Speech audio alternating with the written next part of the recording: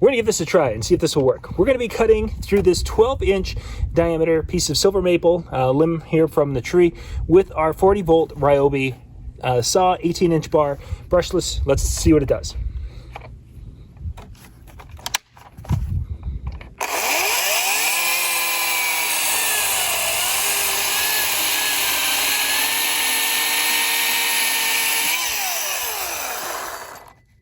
Right there, just like a hot knife through butter.